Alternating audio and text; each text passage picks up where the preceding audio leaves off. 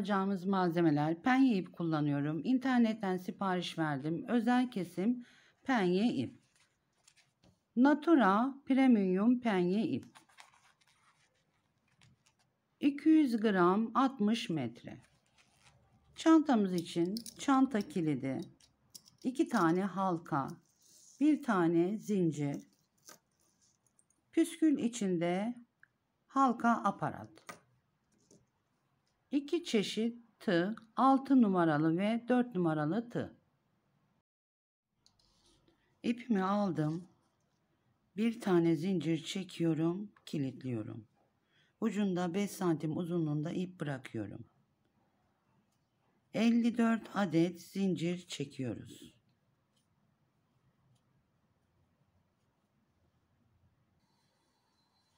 ...54 adet zincir çektim.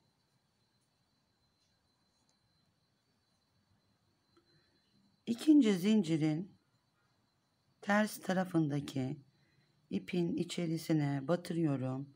İpimi çekiyorum. 2 ilmeğim var. İkisini birden çektim. Sık iğne yapıyorum. Yanındaki zincirin içerisine batırıyorum. Sık iğne yapıyorum. Bir zincir çektim. Bir zincir atlıyorum. İkinci zincirin içerisine batırıyorum. Sık iğne yapıyorum. Yanındaki zincirin içerisine batırıyorum. Sık iğne yapıyorum. Bir zincir çektim. Bir zincir atlıyoruz. İkinci zincirin içerisine batırıyorum. Sık iğne yapıyorum.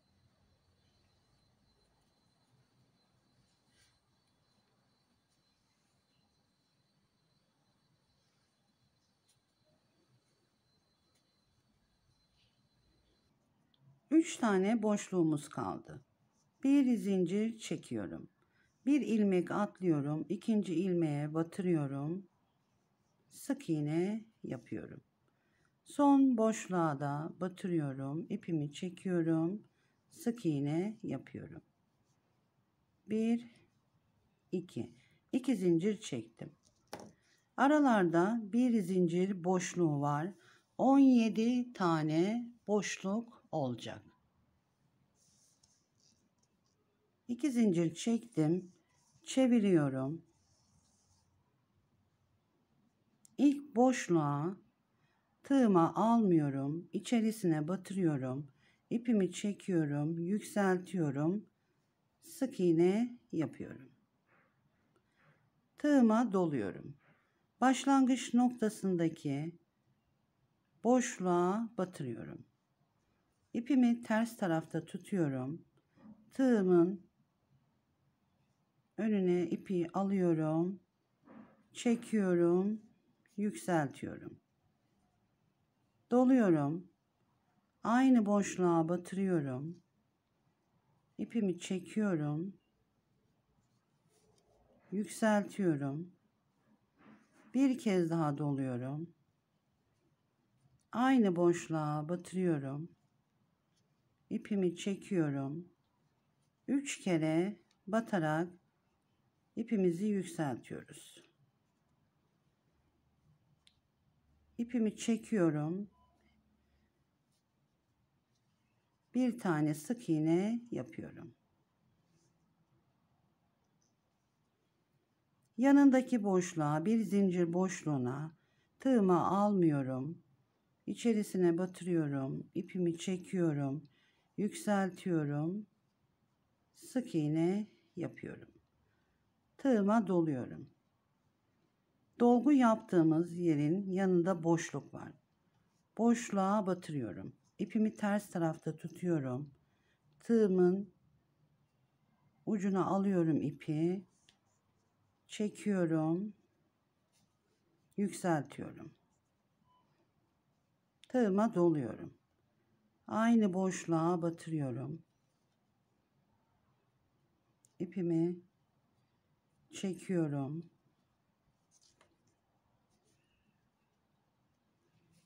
Yükseltiyorum. Bir kez daha doluyorum. Aynı boşluğa batırıyorum. İpimi çekiyorum. 3 kez battım. Hepsini birden içerisinden geçiriyorum. Bir tane sık iğne yapıyorum. Yanındaki boşluğa batırıyorum. İpimi çekiyorum. Sık iğne yapıyorum. Doluyorum. Boşluğa batırıyorum. İpimi çekiyorum. 1. Sıramızın sonuna geldik. 17 dolgu oldu. 18.sini yapıyoruz. Son boşluğa batırıyorum. İpimi çekiyorum. Sık iğne yapıyorum. Burada şu noktaya tığımla belirliyorum. Boşluğa batacağız. Tığıma doluyorum. Boşluğa batırıyorum. İpimi çekiyorum. Yükseltiyorum. Tığıma doluyorum. Boşluğa batırıyorum. İpimi çekiyorum. Yükseltiyorum. Bir kez daha batırıyorum. Ters taraftan ipimi çekiyorum.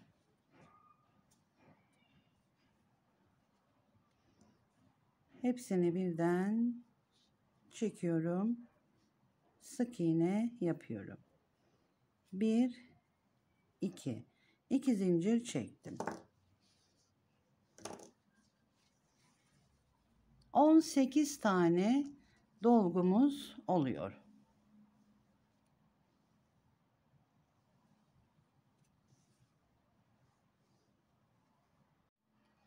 İki zincir çektim. Çeviriyorum. Burada ipimi kesiyorum. Öbür ipimi alıyorum.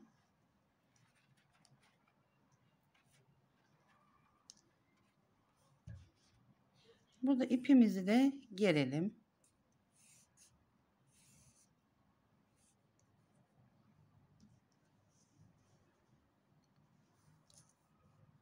Şimdi şurada V boşluk var. Bu boşluğa batmıyoruz. Yanındaki 2 ilmeğin yanındaki boşluktan batırıyorum. 2 zincir çekmiştik. Boşluğa batırıyorum. Öbür ipimi alıyorum. Çekiyorum. Uzatıyorum. Sık iğne yaptım. Tığıma doluyorum. Dolgunun arkasındaki şu ipimizin içerisine batıracağım. Batırıyorum. Ters taraftan ipimi çekiyorum ve yükseltiyorum. İpimizi şu şekilde tutalım. Dolgularımız daha düzgün olacak. Batırıyorum ikinci kez. Elimle düzelterek tığın ucuna alıyorum.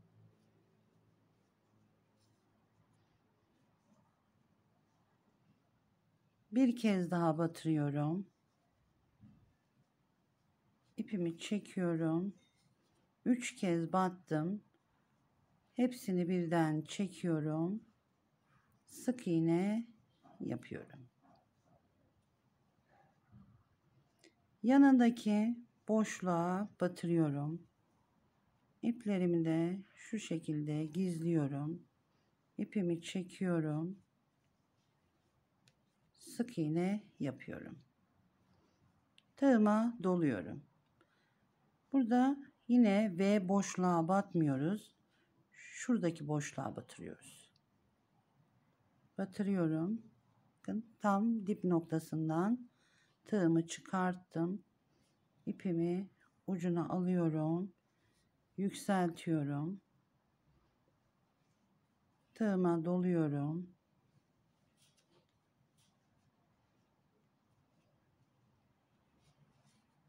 iki,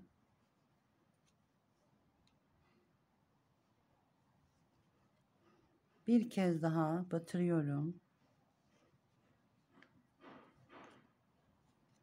üçüncü kez batırdım,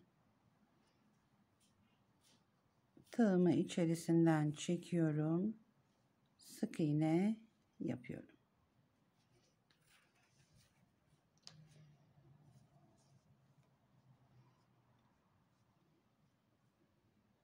Boşluğa batırıyorum, ipimi çekiyorum, yükseltiyorum, sık iğne yapıyorum. Doluyorum. Şu V boşluğuna batmıyoruz, yanındaki boşluğa batırıyoruz.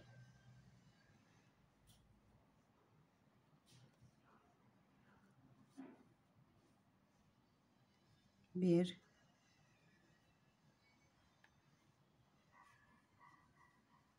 iki, üç. Hepsini birden çekiyorum, sık iğne yapıyorum.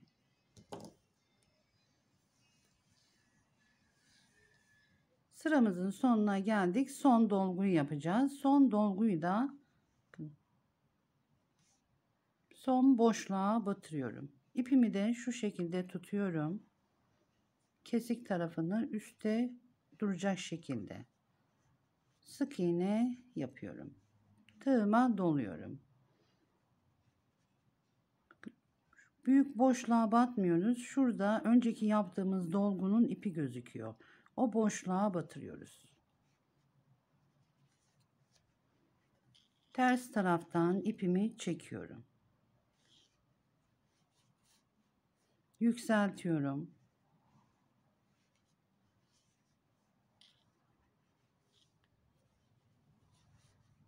İki. Bir kez daha batırıyorum.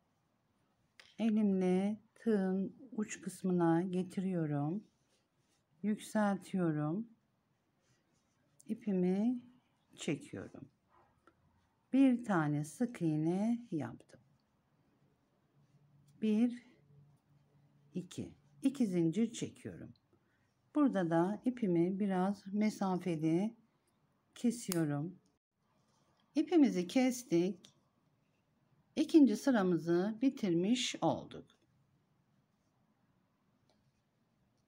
Çantamızın uzunluğu çok hoş oldu. Bu şekilde tekrarını yaparak 8 sıra ilerliyoruz. Aynı şekilde çeviriyorum. 2 zincir çekmiştik. Öbür ipimize başlamadan önce ipimizi geriyoruz. 8 sıra ördüm. Çantamızın genişliği daha fazla da yapabiliriz. Ölçümünü veriyorum.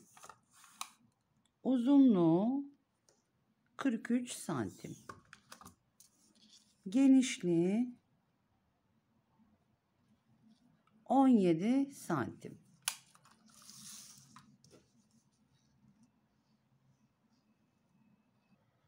Bitirdiğimiz noktadan başlıyoruz. Kenarlarını örmeye. Dolgun üzerindeki ipin içerisinden tığımı geçiriyorum. Sık iğne yapıyorum.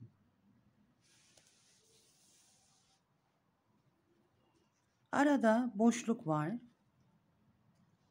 Boşluğa batırıyorum. İpimi yükseltiyorum. Sık iğne yapıyorum. Bir kez daha batırıyorum. Yükseltiyorum. Sık iğne yapıyorum.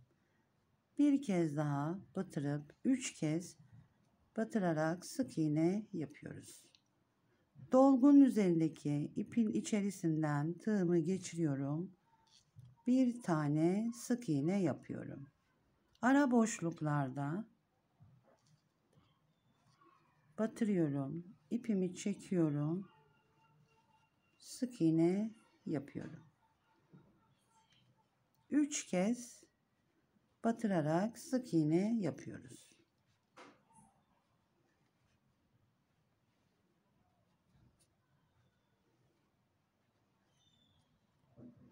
Yanındaki boşluğa batırıyorum.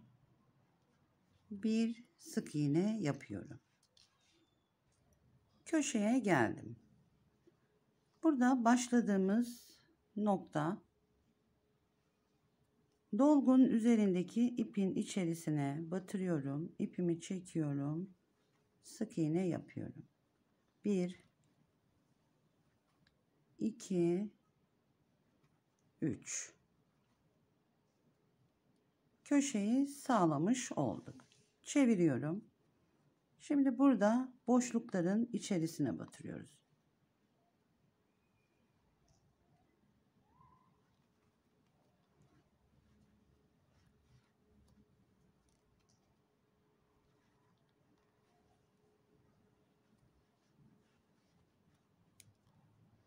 Büyük boşluk var. Onun içerisine batırıyorum. Küçük boşluk var.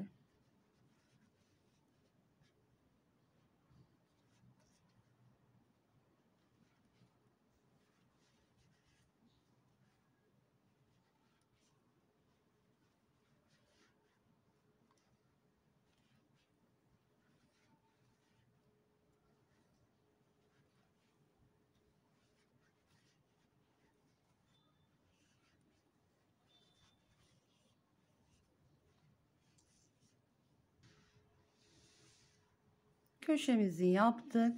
Üçüncü köşeye geldik. Köşe noktasında batırıyorum. Köşelerde 3 tane sık iğne yapıyoruz. 1 uzatıyorum. 2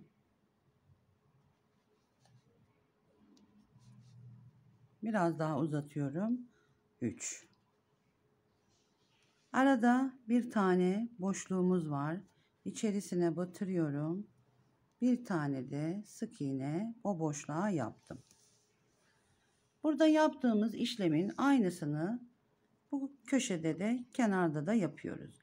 Dolgun üzerindeki ipin içerisine batırıyorum. İpimi çekiyorum. Sık iğne yapıyorum. Arada boşluk var. Boşluğa batırıyorum. 1 2 3 Dolgun üzerindeki boşluğa batırıyorum. Bir tane sık iğne yapıyorum. Köşedeki boşluğa batırıyorum. 1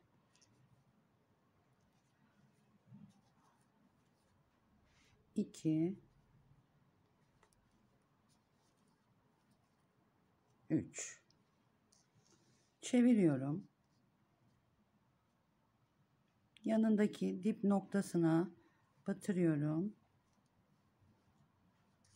Sık iğne yapıyorum.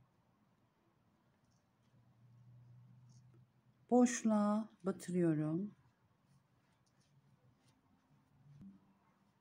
Dolgun üzerindeki boşluğa batırıyorum. Sık iğne yapıyorum. Aradaki boşluğa batırıyorum. Sık iğne yaptım.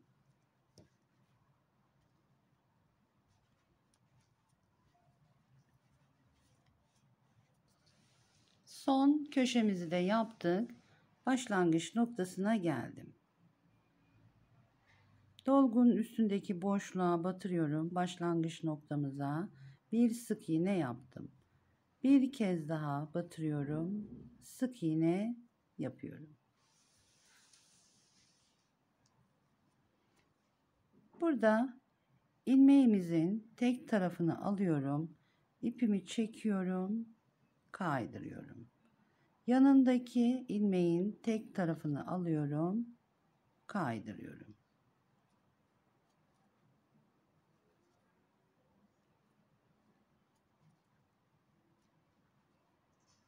Köşeye kadar gelelim.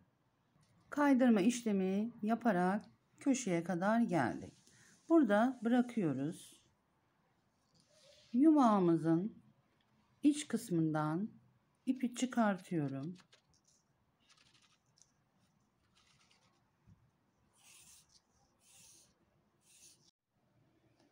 5 santim uzunluğunda ipimi bırakıyorum. Bir tane zincir çekiyorum, kilitliyorum. 1, 2, 3, 4, 5, 6. 6 adet zincir çektim. Zincirimi ters çeviriyorum. İkinci zincirin ters tarafındaki ipin içerisinden tığımı geçiriyorum. İpimi çekiyorum. 2 ilmek var. İkisini birden çekip sık iğne yapıyorum. Yanındaki zincirin içerisine batırıyorum. Sık iğne yapıyorum. 5 tane sık iğne olacak. 3, 4, 5. Son boşluğa da battım. Sık iğne yaptım. Bir zincir çekiyorum. Burada kısa olan ipimi 2 ilmeğin içerisinden geçiriyorum. İpimi çekiyorum.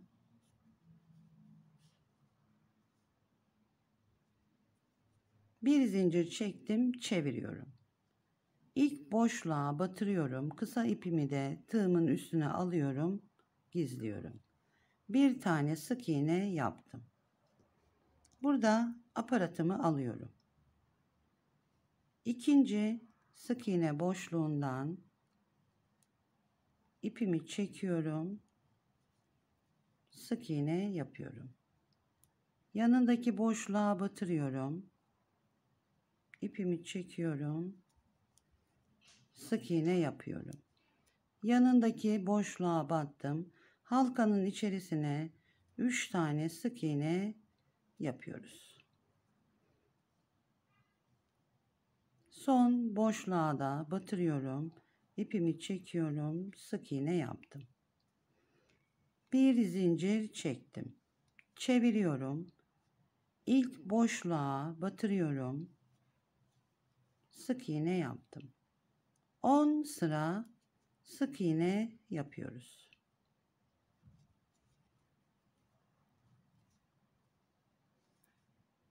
On sıra ördüm. Çift saydığımızda 1, 2, 3, 4, 5. 5 çift oldu.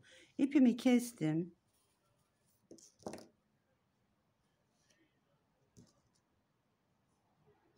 İpimi iğneden geçiriyorum.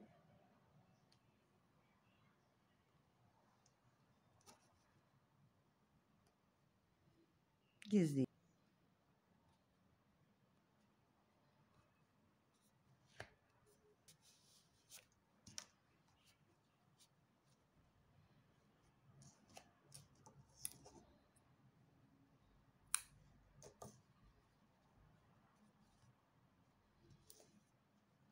Aynı şekilde bir tane daha hazırlıyoruz. Ölçümünü veriyorum. Uzunluğu 11 santim. Genişliği 5,5 santim. Çantamızın kenarını yapacağız. İpimizi kesmemiştik. Son boşluğa battım. Bir tane zincir çekiyorum. Yanındaki boşluğun tek tarafını alıyorum. Kenardan uç kısmından ilk sıradaki uç tek tarafını alıyorum. İpimi ikisinin içerisinden geçiriyorum. Kaydırıyorum. Yanındaki ilmeğin tek tarafını alıyorum. İlk sırasını yapmıştık. İkinci sırası. İpimi çekiyorum. Kaydırıyorum. Yanındaki ilmeğin tek tarafını alıyorum.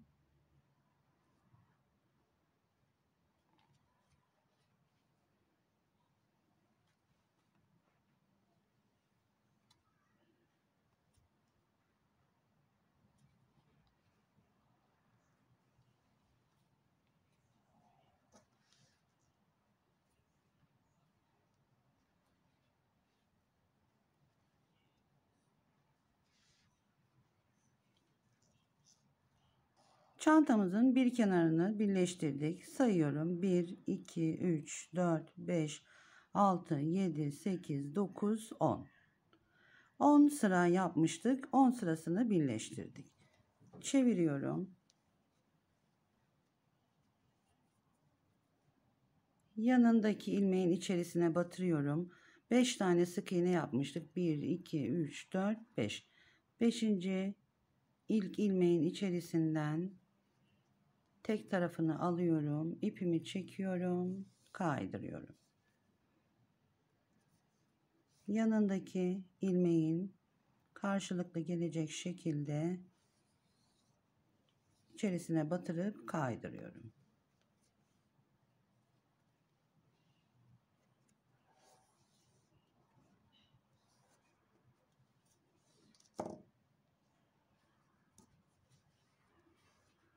Bu şekilde birleştiriyoruz. 10 sırada bu kenarda yapıp gelelim. Çanta kenarında ilmeğimizin tek tarafını alıyorum. İpimi çekiyorum. Kaydırıyorum. Tek tarafını alıyorum. Kaydırıyorum.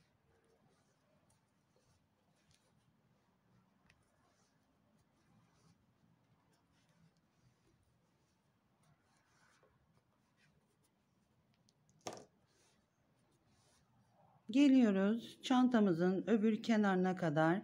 Burada da 25 ilmek ayırıp gelelim. Kenarlarını örerek geldim.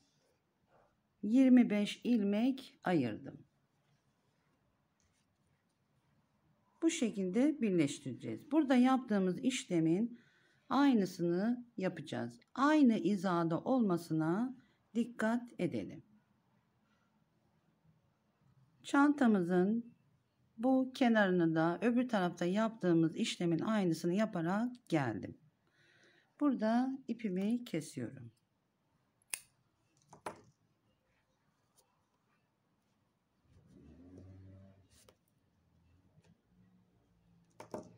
İnce tığımın yardımıyla yanındaki ilmekten ipimi içerisinden geçirdim. Tek tarafından alarak ipimizi burada gizliyoruz. Çantamız bitti. Kilidini takacağız.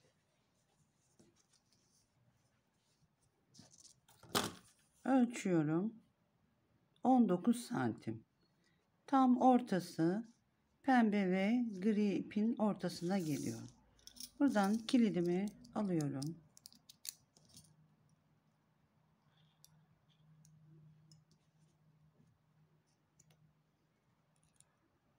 Tam ortasından yerleştirerek sıkıştırıyorum.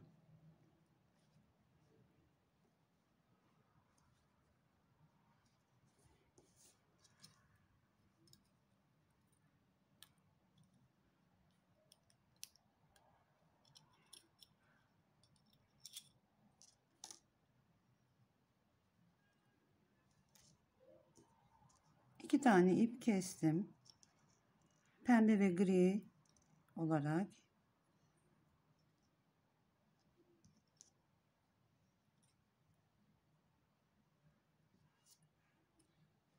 bastırıyorum. İpimi ortalıyorum.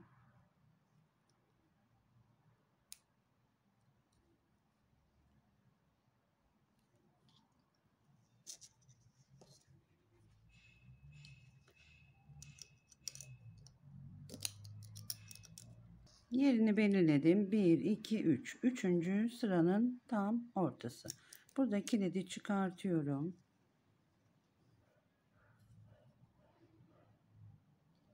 Gri ve pembe ipimin ortası. Buradan da iç kısmından ipimi çekiyorum. İnce tığımın yardımıyla.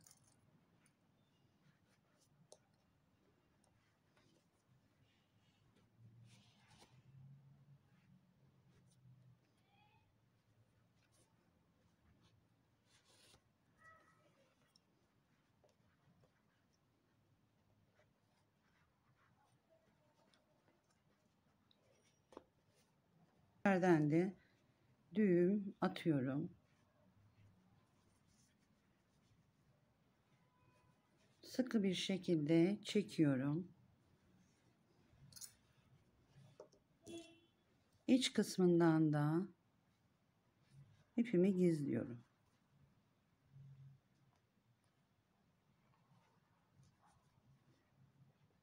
İğne yardımıyla da yapabilirsiniz.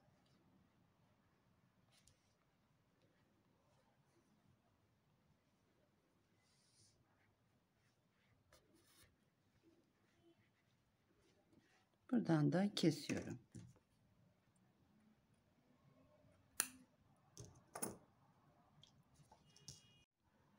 Çantamızın kulbu için bir zincir çekiyorum, kilitliyorum. 1 2 3 21 adet zincir çekelim. 21 adet zincir çektim. Yanındaki zincirin içerisine batırıyorum, sık iğne yapıyorum. Yanındaki zincirin içerisine batırıyorum, sık iğne yapıyorum. Her zincirin içerisine batarak 20 tane sık iğne olacak. 20 adet sık iğne yaptım. Bir zincir çekiyorum. Çeviriyorum. Burada kısa ipimizi şöyle aradan çekiyorum, gizliyorum. Çevirdim. İlmeğimizin tek tarafını alıyorum, sık iğne yapıyorum. Tek ilmeği alıyorum, içerisinden geçiriyorum, sık iğne yapıyorum. Ara boşluklara batmıyoruz. Şu şekilde tutuyorum. Tek tarafını alıyorum, sık iğne yapıyorum.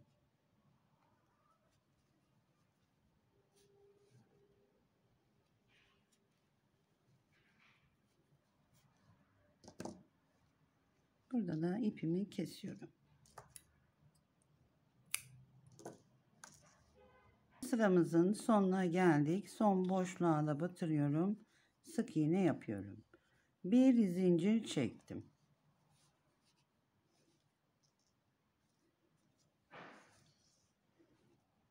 Üçüncü sıramızda da ilmeğimizin bu tarafından alıyoruz.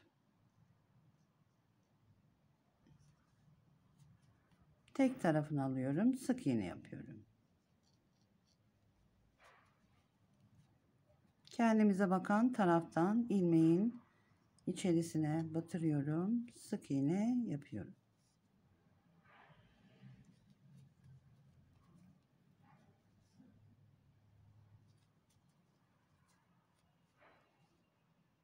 Sıramızın sonuna geldik.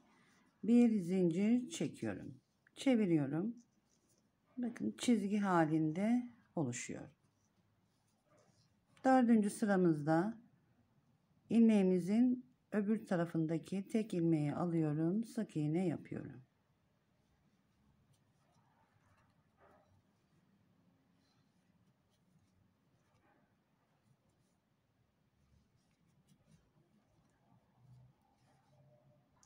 Dördüncü sıramızı bitirdik. Katlıyorum. Burada ilmeğimi, tığımı çıkartıyorum. Öbür tarafın ilmeğinden tığımı geçiriyorum. İçerisinden geçiriyorum. Aynı noktadan batırıyorum. İpimi çekiyorum. Sık iğne yapıyorum. Karşılıklı gelecek şekilde ipimi çekiyorum. Sık iğne yapıyorum. Karşılıklı gelecek şekilde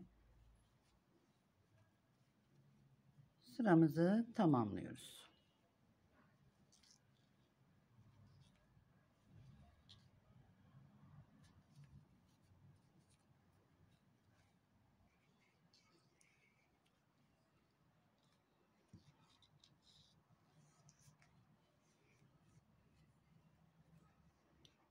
Son boşluğa da batırıyorum.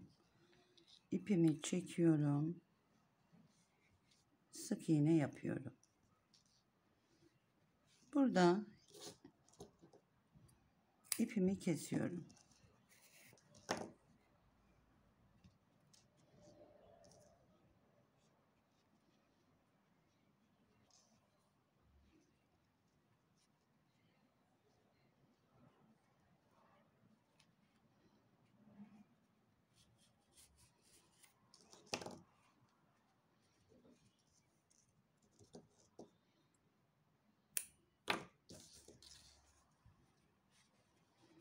Kulbumuz hazır.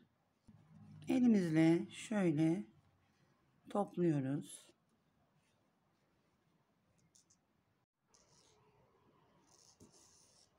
Halkaları takıyoruz.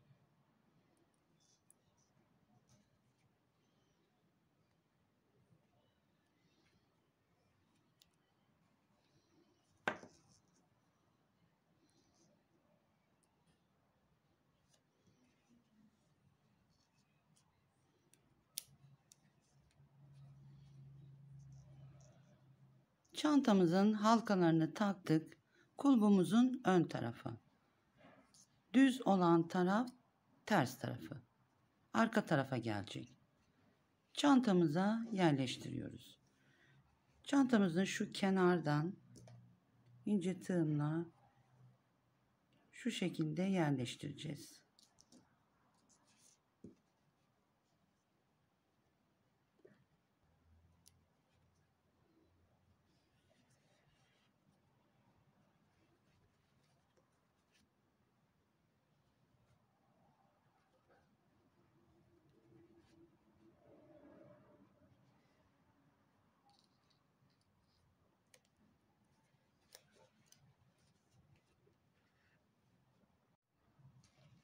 Püskül yapacağız. 30 santim uzunluğunda ip kesiyoruz. 20 tane. Çantamda 5 renk kullandığım için hepsinden 4'er tane ip kestim. 20 tane oldu. Bir tane de 70 santim uzunluğunda ip kesiyorum.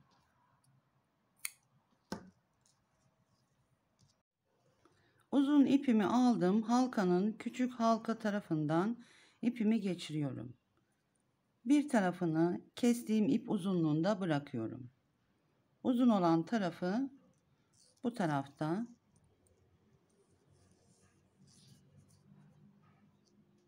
İplerimi aldım. Elimle ortalıyorum. Tam orta noktasından halkanın ortasına yerleştiriyorum. Burada ipimi bağlıyorum. Bir düğüm atıyorum. Sıkı bir şekilde. Düz tarafını çeviriyorum.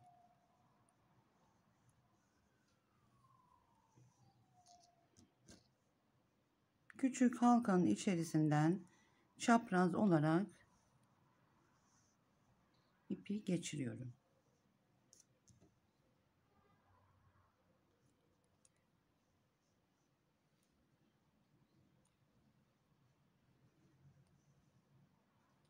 Yine ters tarafına getirerek sıkı bir şekilde düğüm atıyorum.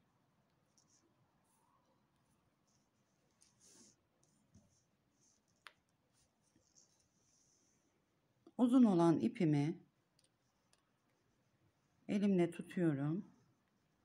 Şöyle tam yerleştiriyorum.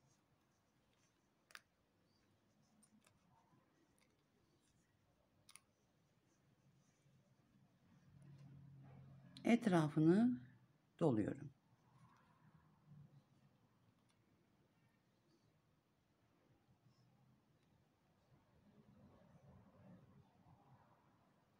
İpi içerisinden geçiriyorum. Sıklaştırıyorum.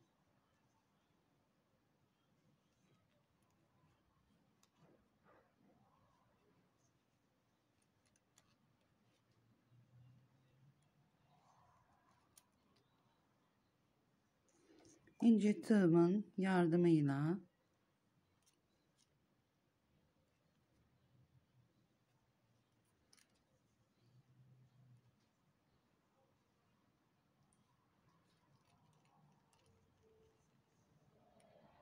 yukarıya aldım. Şimdi aşağıya indiriyorum.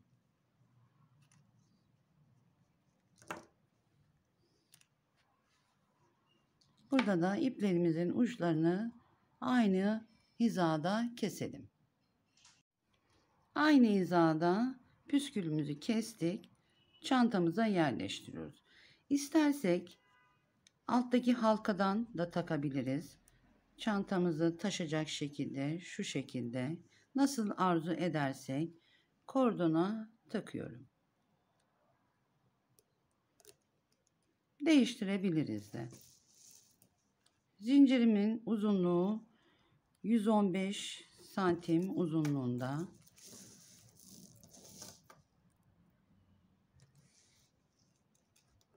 Zincirimizi de istediğimiz gibi değiştirebiliriz. Ölçümünü veriyorum. Uzunluğu 19 santim. Genişliği 20 santim. Çantamızı açıyoruz. Çok hoş oldu.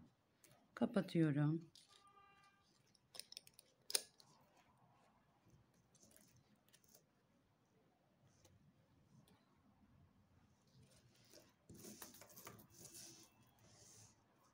Umarım yardımcı olmuşumdur. Irmak Örgü İşleri YouTube kanalıma abone olmayı unutmayın.